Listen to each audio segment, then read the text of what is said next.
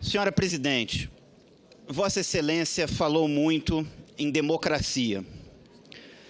No Estado democrático de direito, quem ganha a eleição assume o governo. Mas isso não dá a esse governante uma carta em branco.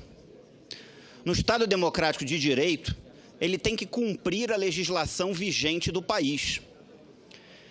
Ele tem que respeitar a Constituição Federal, que está aqui, a Lei de Responsabilidade Fiscal, a Lei Orçamentária Anual.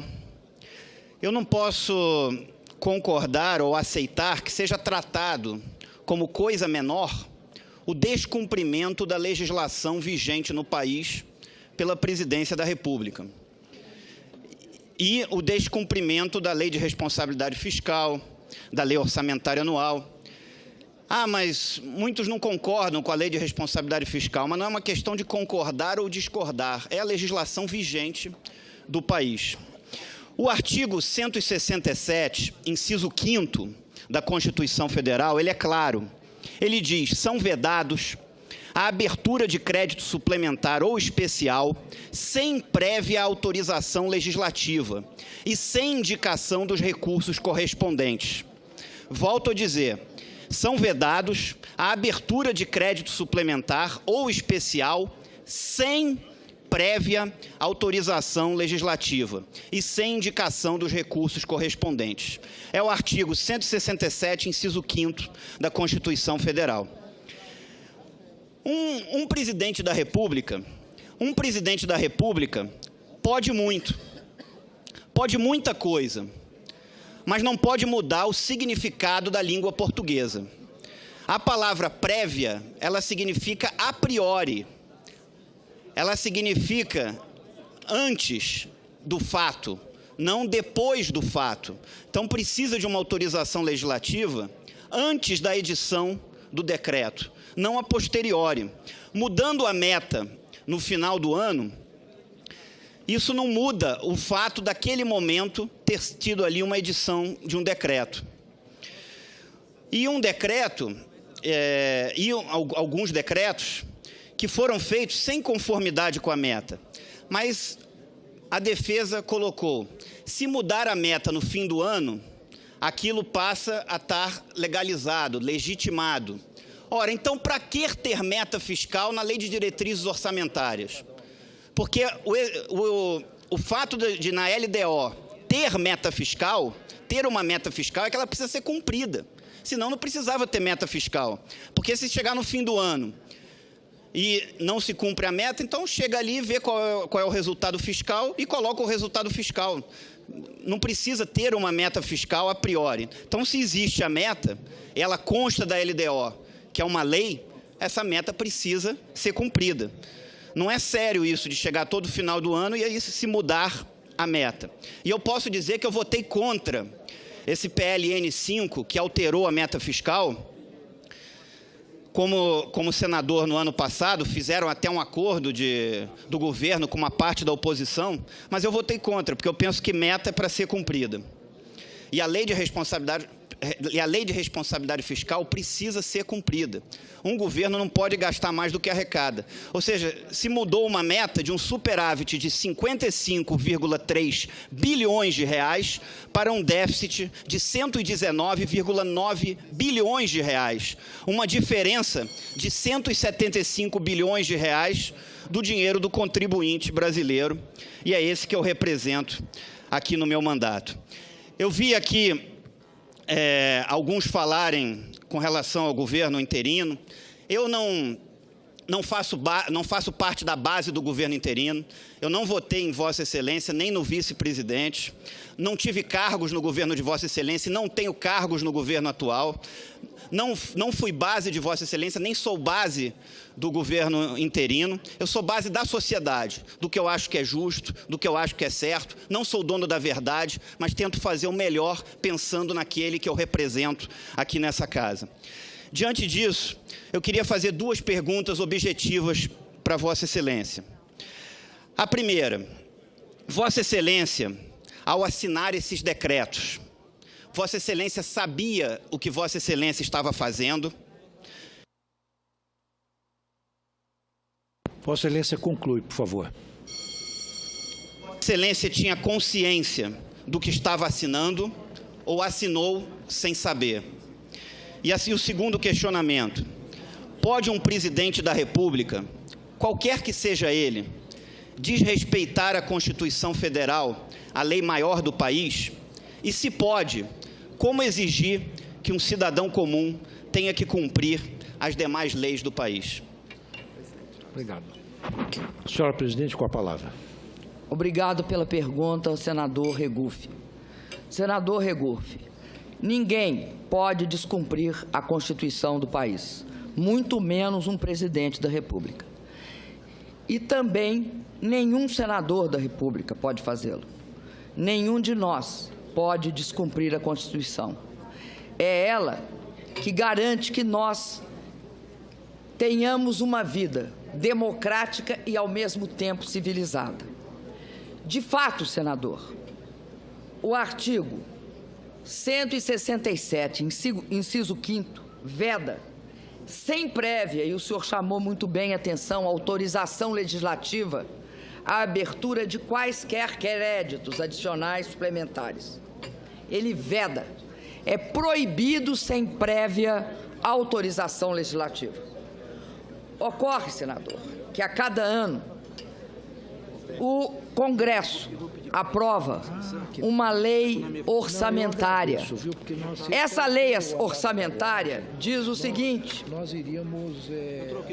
ela, no seu artigo 4, diz: fica autorizada a abertura de créditos suplementares, restrito aos valores constantes desta lei, excluídas alterações decorrentes de créditos adicionais, desde que as alterações promovidas na programação orçamentária sejam compatíveis com a obtenção da meta de resultado primário. Portanto, ela autoriza a abertura. Nesta lei, tem precisamente 29 incisos, em média 3 alíneas por inciso. Ela autoriza, então, a abertura de certos créditos suplementares, que a cada ano o legislador, o deputado e o senador definem quais são. E, ao mesmo tempo, remetem esse controle para a LRF, a Lei de Responsabilidade Fiscal, que eu considero, senador, a grande peça para assegurar que a Constituição seja cumprida. Então, o que acontece com essa lei orçamentária, essa de 2015? Ela estipula aonde o Executivo, em que lugar o Executivo pode abrir créditos suplementares. E diz o seguinte, esta lei, que ele pode abrir em um desses 29 incisos, ou em 3, ou em 4, ou em 5, e isso tem de respeitar um limite, que também a lei orçamentária define. Por exemplo, no caso da educação, esse limite é o seguinte: dado que a educação tem para gastar, pode suplementar até 100% da dotação específica. Aonde estão essas dotações, senador? É interessante que os 3 decretos de crédito suplementar abrangiam as seguintes questões: 71,8% dos recursos destes decretos destinavam-se ao MEC, que as utilizou principalmente para aplicação do Enem a cerca de 9,2 milhões de participantes e do ENAD a cerca de 500 mil participantes. 2, eu vou dar algumas. Continuidade da implantação das universidades federais, UNILA, Unifespa, Sul e Sudeste do Pará, e a UFCA, do Cariri. Manutenção das universidades federais e dos IFETs. funcionamento e gestão dos hospitais universitários federais, Bolsa Assistente Estudantil das universidades federais. Os demais 17% foram destinados para vários ministérios. Para o Poder Judiciário, para o Ministério da Justiça, para vários outros pequenos gastos. Aí o senhor me diria, mas isto impactou, isso é um absurdo, porque mostra o descontrole, editar os decretos de crédito suplementar e ele vai e impacta, aumenta o gasto. Não, senador, porque esse artigo 4 submete qualquer abertura de crédito suplementar neste país a ser, desde que compatível com a obtenção da meta de resultado primário. Quem é que assegura a obtenção da meta de resultado primário pela Lei de Responsabilidade Fiscal? Os decretos de contingenciamento. Portanto, se alguém aumentou o seu, através de crédito suplementar, um gasto na educação, ele teve de reduzir em alguma outra área da educação. Porque o que o artigo 4 de fato permite é uma alteração dentro da rubrica de onde o senhor gastará. Não altera o montante. Tem um jeito de alterar o montante, senador: se descontingenciar. Porque se descontingenciar, o limite foi superado. Aí, o que acontece? É possível supor que o limite, ao ser ampliado, a pessoa vai gastar mais. Neste caso, dos 3 decretos, não houve nenhum gasto a maior. Não houve. E isso está comprovado pela perícia do próprio Senado. Não foi eu que estou dizendo, eles comprovam isso. E aí, senador, eu quero dizer ao senhor que eu acredito que a Lei de Responsabilidade Fiscal é o maior instrumento que a gestão do país tem para controlar gastos, para pegar o orçamento e garantir que esse orçamento não signifique ampliação da despesa para além daquilo que foi autorizado. Por quê, senador? Porque só vira, pela Lei de Responsabilidade, só vira gasto quando você coloca dinheiro, você paga. Por isso que se diz que se trata de uma meta financeira. É despesa financeira, despesa concreta, que é controlada, que não é possível de ser ampliada. Eu tenho certeza que uma das piores consequências de tentar colocar a responsabilidade numa hipotética meta orçamentária que ninguém nunca viu é algo extremamente danoso, porque a força do decreto de contingenciamento, ela que impõe a rigidez, a correção do gasto fiscal. Além disso, senador, por mais uma razão, se criminalizarem dessa forma incorreta com que estão se conduzindo em relação à execução orçamentária, eu asseguro ao senhor que tem uma consequência direta que já está aparecendo. O gestor, ao invés de colocar a meta que ele deve perseguir, o esforço que ele deve fazer, ele não vai fazer isso. Ele vai fazer uma meta frouxa, uma meta que não seja uma meta correta. Ele vai dar uma folguinha, porque ao fazer isto, ele não precisa de recorrer ao parlamento e pedir autorização para mudar o decreto. Aí, senador, o que nós vamos ver é uma necessidade de 126 milhões se transmutar-se numa necessidade de 170. E aí, senador, o que vai imperar é a frouxidão fiscal. e não a estabilidade e a responsabilidade fiscal. Eu considero muito perigoso não perceber que o grande instrumento de controle, o que se tem de olhar para não se ser enganado, é o que a lei de responsabilidade fiscal manda, a execução orçamentária e financeira, o gasto, aquele gasto que é o real. Não houve, senador, por conta desses decretos, nenhum aumento a mais. E eu mostrei ao senhor em que eles são destinados. Eles são destinados a isso. Não há, é como se o senhor, como deu de exemplo o ministro Nelson Barbosa, for à feira com R$100 e você ia comprar feijão, arroz. No meio do caminho, a sua mulher te manda um bilhete. Compra açúcar, porque eu estou precisando de açúcar. O que o senhor faz? O senhor só tem R$50. O senhor vai reduzir o feijão e o arroz. O senhor não vai comprar mais feijão e arroz. O contingenciamento é isso, é um limite. Você não pode passar de 50.